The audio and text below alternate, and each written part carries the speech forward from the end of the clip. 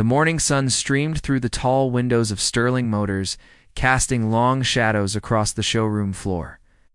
Margaret Chen stood behind the gleaming counter, her silver hair perfectly styled, reviewing the day's appointments. At 58, she had seen every type of customer walk through those doors in her 20 years as sales manager. Sarah Williams and Jennifer Martinez, both in their early 30s, were polishing a display truck when they noticed him. A man in his 60s shuffled through the entrance, his white beard unkempt, wearing clothes that had seen better days. His canvas bag hung from one shoulder and dust covered his worn boots. Sarah nudged Jennifer, whispering behind her hand. The two younger saleswomen exchanged glances and deliberately turned back to their work, suddenly very busy with paperwork that needed no attention. Margaret watched this unfold with a familiar heaviness in her chest. She had raised her daughters better than this. No.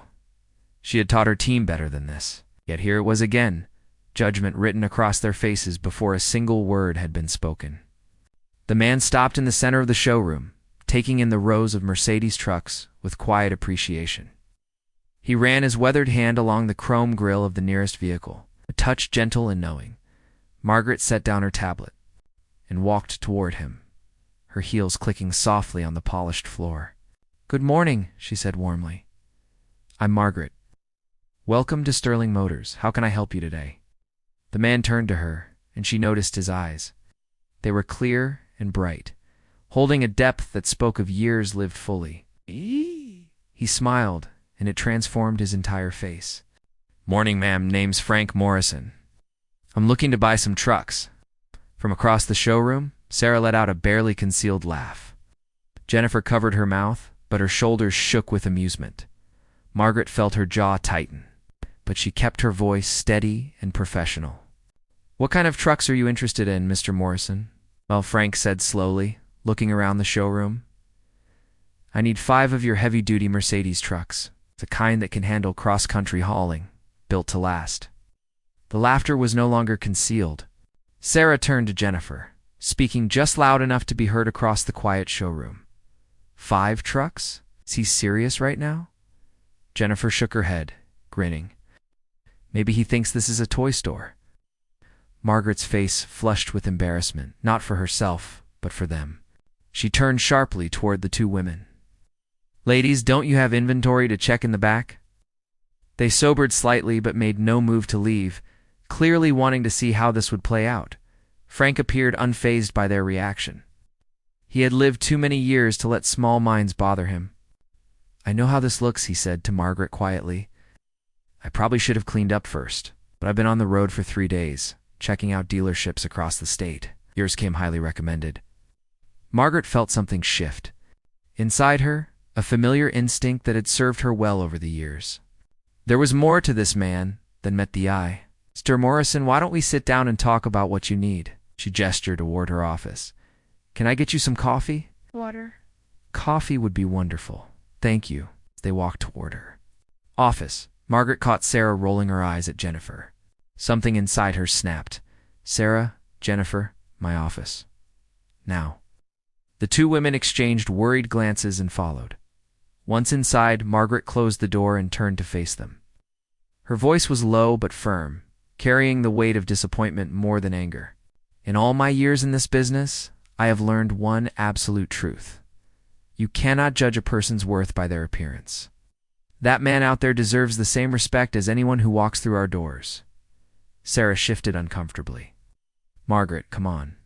Look at him. He's obviously not here to actually buy anything. Is that so?" Margaret's eyebrows rose.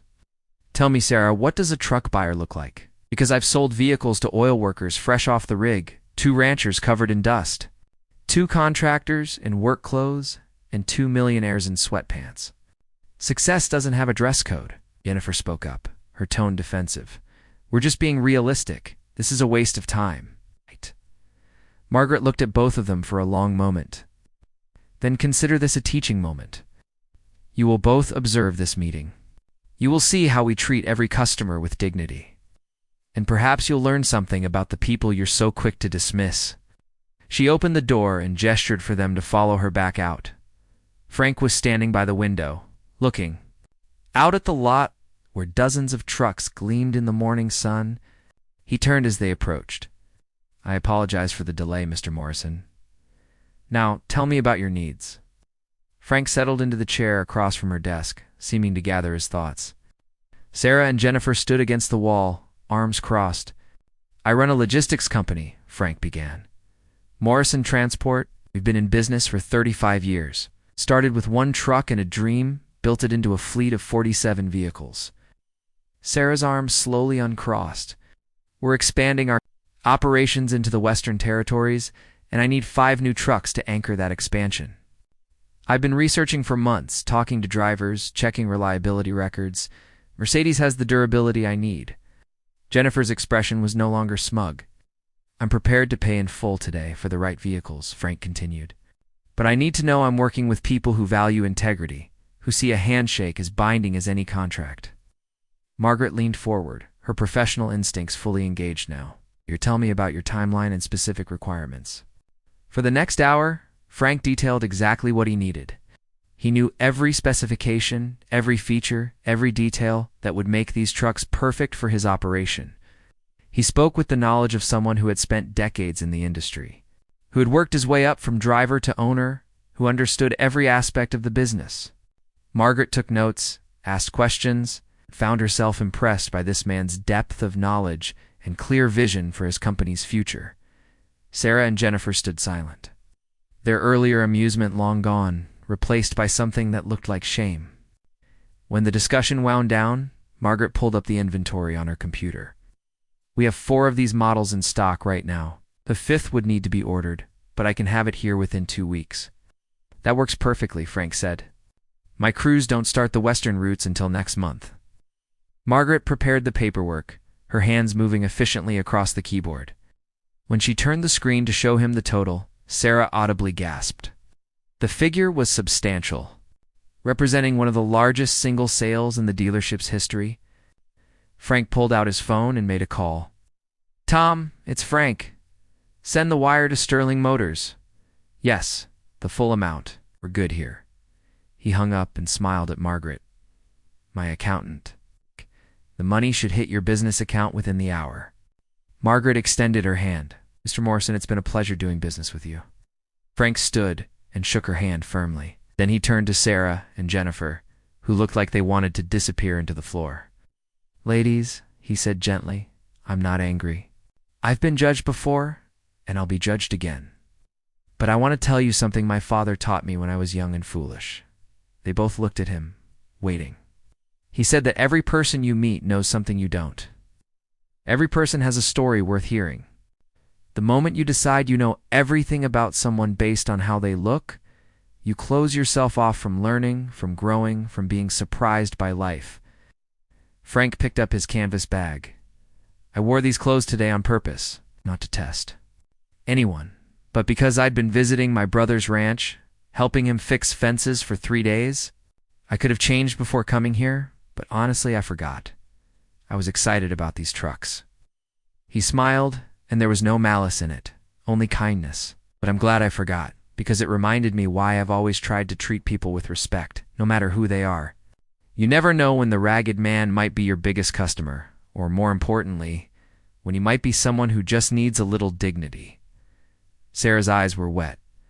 "Mr. Morrison, I'm so sorry. That was inexcusable." Jennifer nodded, her voice barely a whisper. "We were completely wrong." Frank patted Jennifer's shoulder gently. "We all make mistakes. What matters is what we learn from them."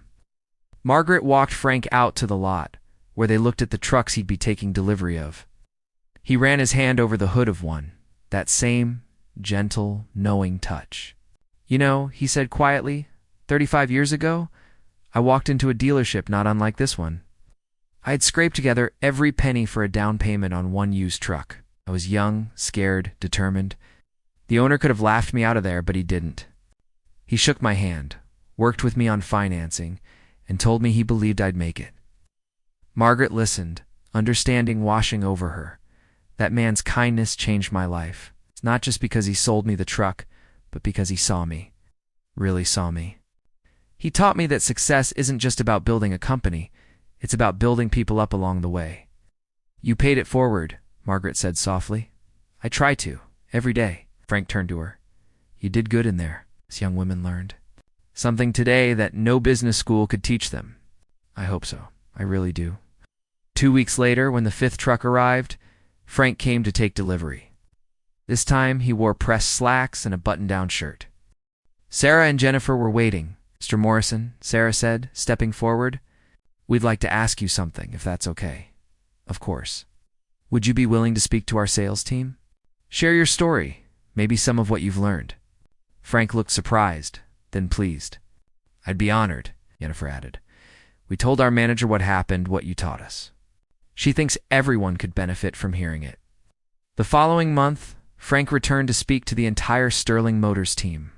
He told them about building his business, about the people who had helped him, about the lessons learned from being underestimated and the responsibility that comes with success. But mostly, he talked about seeing people, really seeing them, and treating everyone with the dignity they deserve. Margaret stood in the back of the room, watching her team listen intently. Sarah and Jennifer sat in the front row, taking notes, their faces reflecting a change that went deeper than mere professionalism. After the talk, as people were leaving, Frank approached Margaret one last time. Thank you, he said, for treating an old man in dusty clothes like he mattered. Margaret smiled. Thank you for reminding us all why we should.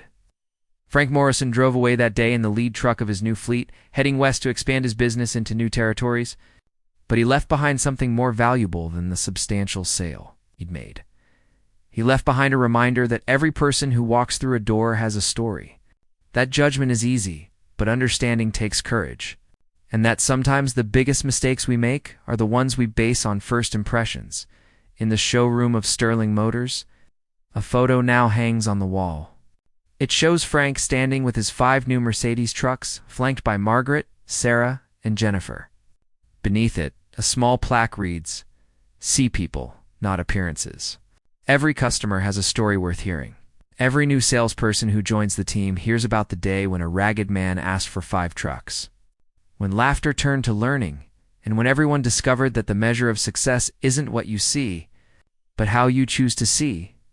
If this story touched your heart or reminded you of an important lesson, please like, share, and subscribe for more stories about kindness, redemption, and the human connections that matter most. Leave a comment below and tell us about a time when someone surprised you by being more than they first appeared. Your story might inspire someone else today.